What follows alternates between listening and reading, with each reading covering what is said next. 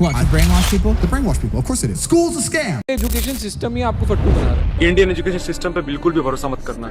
हमने ऐसी रील्स तो बहुत देखी होंगी, लेकिन क्या ऐसा सच में होता है? बिल्कुल होता है मेरे भाई।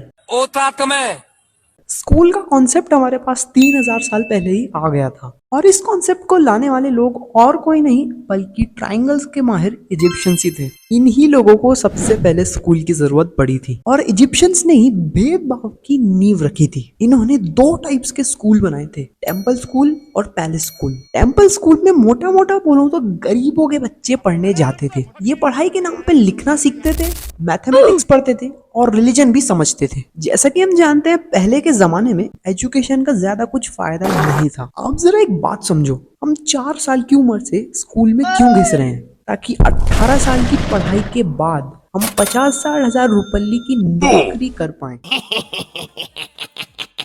अब लोग इतने ज्यादा ब्रेन वॉश हो गए हैं कि उनको गुलामी और नौकरी में फर्क समझ नहीं आता। अब कुछ टीचर्स के चाटुकार बोलेंगे कि स्कूल की वजह से तू आज रोड पर लगे साइन बोर्ड्स को पढ़ पा रहा है।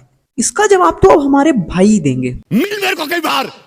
अब जो दूसरे टाइप के स्कूल्स होते थे, यानी कि पैलेस स्कूल्स, ये स्कूल सिर्फ अमीर बाप के बच्चों के लिए होते थे। यहाँ पर सिर्फ राजाओं और मालदारों के बच्चे पढ़ने आते थे, जिन्हें बचपन से ही लीडरशिप के बारे में पढ़ाया जाता था। अब दोबारा से चाटुकार बच्चे बोलेंगे कि आज के स्कूल्स में भी तो हमें लीडरशिप क्वालिटी सिखाई जाती हैं। बेटा 2 महीने में 2 पेज लंबी स्क्रिप्ट रटवा के 5 मिनट के अंदर उगलने को लीडरशिप नहीं बोलते।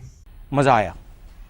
मतलब इस कॉन्सेप्ट में इस डॉट के बराबर भी लॉजिक है नहीं। और लोग तो ये भी बोलते हैं कि ऐसा करने से कॉन्फिडेंस आता है। भाई घंटा। इंडिया के अंदर नौकरी का फैशन अंग्रेजों के जमाने से शुरू हुआ था। अंग्रेज छोटे मोटे काम नहीं करते थे, इसीलिए इंडियंस को थोड़े बहुत पैसे देकर उनको खरीद लिया करते थे। और फिर आजादी के बाद सब कुछ सेम ही रहा, बस क्राइटेरिया थोड़ा स्टैंडर्ड हो गया।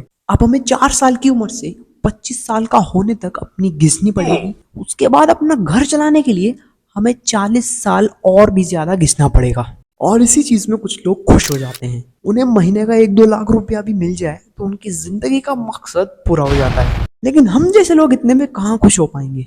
इसमें कोई दिक्कत तो नहीं है, लेकिन ऐसे लोगों से सोसाइटी जलती है और अपनी सो कॉल्ड गुलामी वाली लाइफस्टाइल से दूसरों को नीचा दिखाने की कोशिश करती है। इसलिए अगर कोई भी चाटुकार आपके अर्ली स्टार्टअप डेज में आपको नीचा दिखाने की कोशिश करे, तो फिर आप उसे उसके मुंह पर बोल सकते हैं।